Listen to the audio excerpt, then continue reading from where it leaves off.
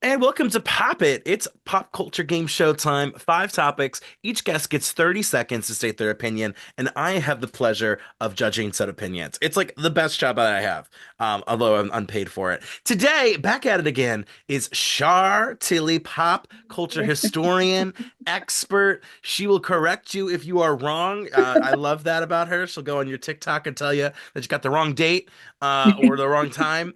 And of course, joining the chat is opinionated, professional, much loved Brendan joining us from Chicago. So thank you both for being here today. I appreciate it. We're gonna Thank jump right into you. it. We're gonna jump right into it because we don't have time. We're busy. We're busy 80s women who work.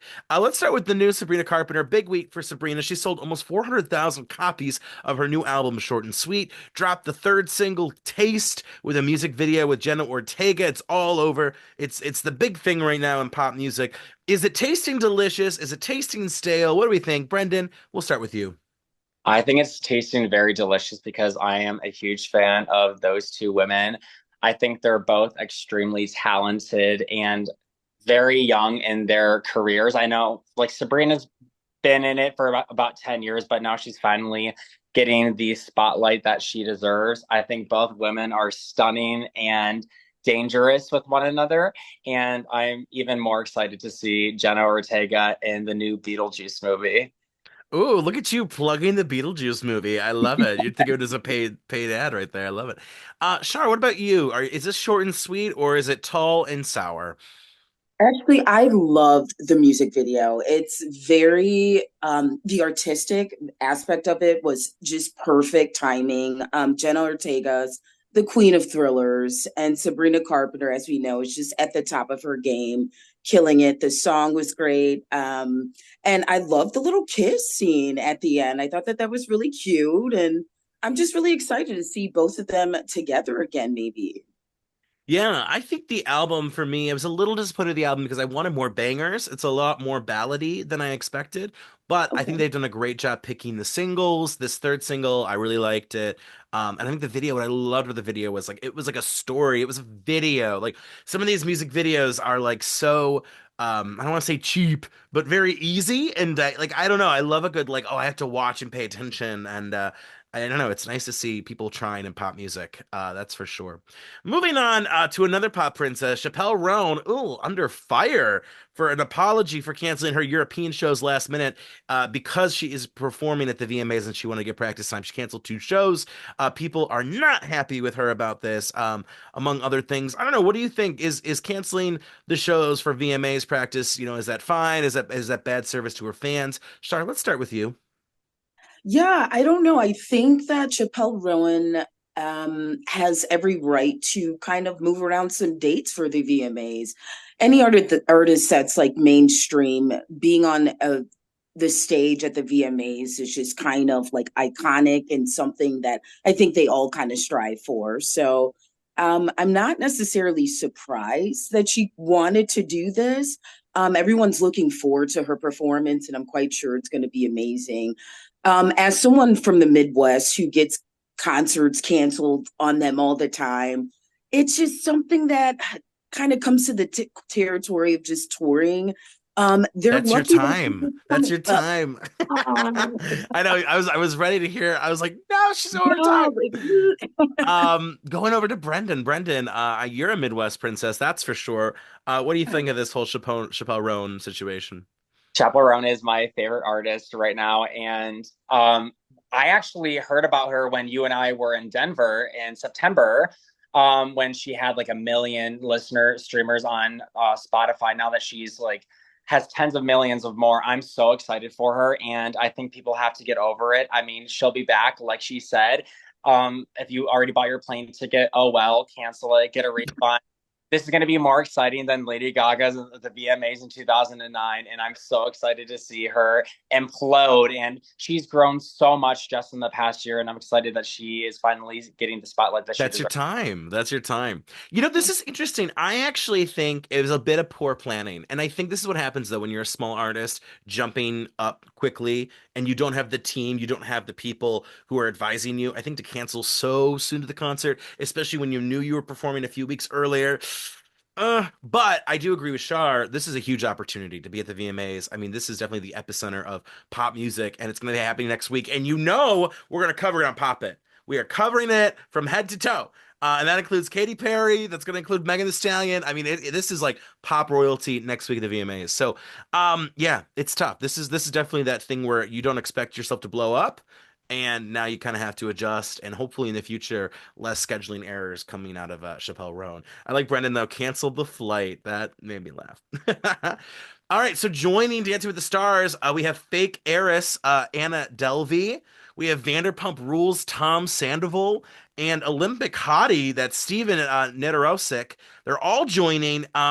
This is surprisingly, I think, kind of decent for Dancing with the Stars, although there's a lot of backlash about Anna Delvey. People are saying, well, what is she famous for? Being a con artist and a criminal and a charlatan. So, some backlash to that. I don't know. What do you think? Does this make good television? Is this actually potentially the closest we've come to Dancing with the Stars? We'll start with Shar on this one. Yeah, I mean, I just hope she dances as good as she lies. I'm gonna tune in, like for sure. I think that this is kind of it's hilarious. I also heard the rumors that maybe Eric Roberts or Chad Michael Murray could be casted in Dancing with the Stars. So regardless this year, I think they've done a good job to create good buzz around the show, and I'm interested for sure. Brendan, what's your take? Well, I'm excited that this cast will reek less of Botox and plastic surgery. And Anna Delvey, I'm a huge fan of her. I don't consider her a fake heiress because people believed it. And you can believe if you say that you're an heiress, then you're an heiress. I'm finally get out of the house and to show off that rhinestoned, what's it called, tracker of her on her legs. But yeah, I don't watch the show at all, but I think they just gained a new fan.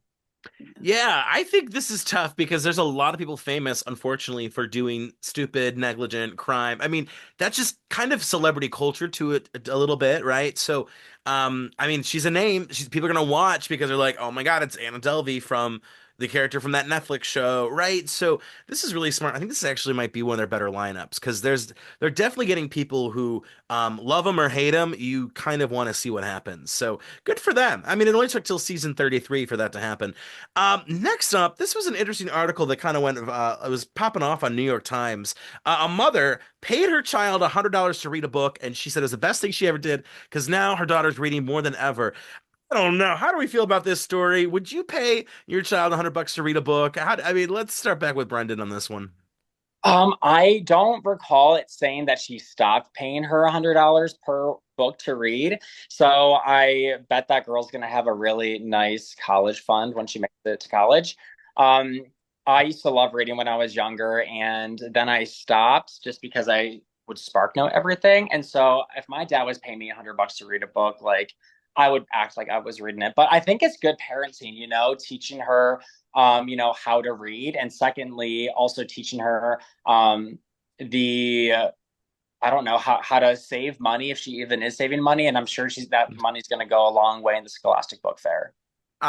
Brandon, you are on fire tonight. I don't know what you had today you are just crushing it. Shar, what do you think about this? Is this good parenting? I don't know. Is this a I sticky situation? I think it's lazy parenting, to be quite honest. I think that bribing your child to read is just kind of teaching them the lesson that only if they're rewarded, they should do something that is good for them. I don't know. I understand that parenting is hard, but it's important to build a relationship with your child where they can trust you even if they don't want to do something. They know that mom and dad like care about their well-being and their education, and it's for the betterment of them. So yeah, I don't necessarily agree with paying them $100 to read a book. And that's your It's kind of time. sad. Yeah, this is sticky because she goes on to say, right, like, well, it got my child invested in reading. So like the $100 was like well spent, but I don't know. This kind of feels like one of those situations where it's like, what other things are you doing as a parent? Like, I don't know. I kind of want to not call child protective, but just kind of I don't know, investigate whether scheme she's up to.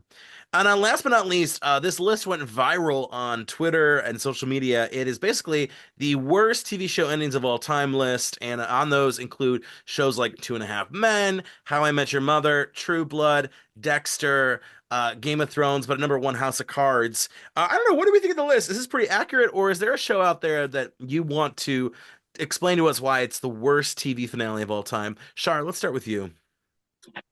It's one of those things where I do see that like there is truth to this list, but ultimately all of these shows were amazing at one point. And anytime I see these lists, I just feel really bad for the writers' room because you know that they did not want the show to end like that. You know, these people put in their blood, sweat, and tears, and then I don't know, the people in the top of these corporations are, you know, kind of rushing them maybe to get these finales out. So it's one of those things where I agree with this list for sure. But again, I just feel for the writers. Hmm. Great insights there, Char. I like that. Brendan, what about you? Do you have is this list accurate, or do you have a show that the finale would just sucks? I mean, I would say this list is very accurate because I haven't seen any of them, which means they didn't get my attention. So I'm gonna say that it's true to itself. If I had to add a show to it, I would say, oh my God, what's it called? Res Apothecary. Was Schitt's Creek, my favorite series of all time. It just ended with them being like, we're gonna go back to Town or whatever it was. It's Schitt's Creek. I Oh mean, my favorite series of all time, and I will rewatch it over and over and over again. And I mean, I think that should be added to the list because I didn't want it to end. But these shows probably suck because I've never seen them. Hot opinion as always, Brendan. I gotta say, I think a lot of these shows, the reason the finale they hate the hate is so high is because most of these shows were critically acclaimed. Most of these shows were doing really well, and then the ball just gets fumbled. And I think that's really tough because I think a lot of finales that people like, they're safe. Right? It's very, so some of these shows when they try and give you like a really, spicy finale, that's kind of when it seems people are really hard and really harsh about that. So all right, well, the scores are in on this week's episode of Pop It, and Shar, you scored 28 points, and Brendan, you scored 30, coming in with what? all those sassy liners and jokes. Brendan, you were on fire, and I mean, we have to give it to you. So, Brendan, What? winners get to say a statement. Oh my God, my statement. Stay in school. Stay in school.